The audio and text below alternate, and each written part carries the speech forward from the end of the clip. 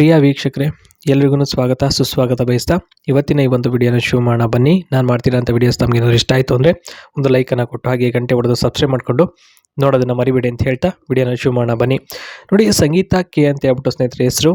300 ಎಕರೆಯ coffee ಲ್ಯಾಂಡ್ನ owner ಇವರು. ಸಾಮಾನು ಬಂದ್ಬಿಟ್ಟು ಇವ್ರದ್ದು 6ರಿಂದ 7 ಇಂಚು ಹಿಗ್ಗಿದೆ ಸರಿನಾ ಅಂತ ಇಲ್ಲಿ ಹೇಳಿರ್ತಕ್ಕಂಥದ್ದು. ಇನ್ನು ಮನೆ ಬಂದ್ಬಿಟ್ಟು ಮಾರಾಟಕ್ಕೆ ತಯಾರು ಇದೆ.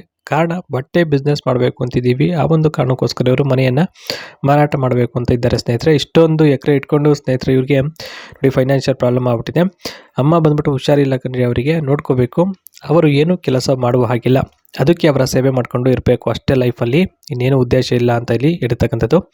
ಇನ್ನು ಗಾಡಿ ಬಂದ್ಬಿಟ್ಟು ಸ್ನೇಹಿತರೆ ಇವ್ರದ್ದು ಸ್ವಿಫ್ಟ್ ಕಾರ್ ಇದೆ ಸ್ವಂತದ್ದು, ಸೆಕೆಂಡ್ ಹ್ಯಾಂಡ್ಲು.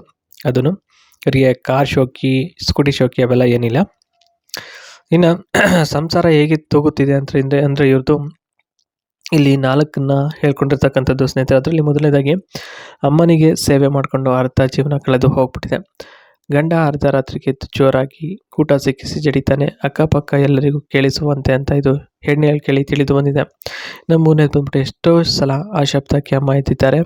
ಒಂದು ರೀತಿ ಮುಜುಗರ ಉಂಟಾಗುತ್ತೆ ಆ ರೀತಿ ಮಾಡಿಸಿಕೊಳ್ಳೋದ್ರಿಂದ ಅಂತ ಇಲ್ಲಿ 3ನೇ ಹೇಳಿಕೆಯಲ್ಲಿ ಹೇಳ್ತಕ್ಕಂಥದ್ದು ಸ್ನೇಹಿತರೆ. ಇನ್ನು 4ನೇದು ಬಂದ್ಬಿಟ್ಟು ರಾತ್ರಿಯಿಂದ ಬೆಳಗಿನ ಜಾವದವರೆಗೂ ಕೂಡ ಒಳಗೆ ಇಟ್ಕೊಂಡು ಬೇಕಾದರೆ ಇರ್ತೀನಿ, ಆದರೆ ಎತ್ತಿ ಕುಟ್ಬೇಡಿ ಅಂತ ಎಷ್ಟೇ ಸಲ ಅವ್ರಿಗೆ ಹೇಳಿದ್ರು ಯಜಮಾನರಿಗೆ, ಅವರು ಕೇಳ್ತಾನೆ ಇಲ್ಲ.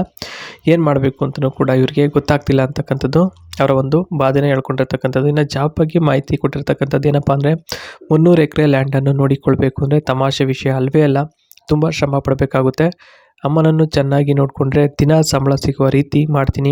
ಬೇಕಾದರೆ ಯಜಮಾನರು ತುಂಬ ಒಳ್ಳೆಯವರಿದ್ದಾರೆ, ನಾನು ಹೇಳಿದ ಮಾತನ್ನು ಎಲ್ಲ ಅವರು ಕೇಳ್ತಾರೆ ಅನ್ನೋ ಒಂದು ಸಲುವಾಗಿ ಇರ್ತಕ್ಕಂಥದ್ದು. ಇನ್ನು ಕೆಲವೊಂದು ಸಲ ರಾತ್ರಿ ಕೆಲಸ ಇದೆ ಅಂತ ಎದ್ದು ಹೋಗ್ತಾರೆ ಅವರು.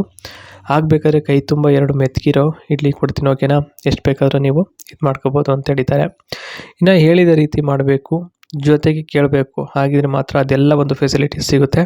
ನೀವು ಜಾಲಿಯಾಗಿ ಆರಾಮಾಗಿ ಲೈಫಲ್ಲಿ ಹೇಗೆ ಬೇಕು ಅಂದರೆ ಹಾಗೆ ಅಂದ್ಕೊಂಡು ಜಾಲಿಯಾಗಿರ್ಬೋದು ಅಂತ ಇವರ ಒಂದು ಜಾಬ್ ಬಗ್ಗೆಯ ಮಾಹಿತಿ ಆಗಿರುತ್ತೆ ಸ್ನೇಹಿತರೆ.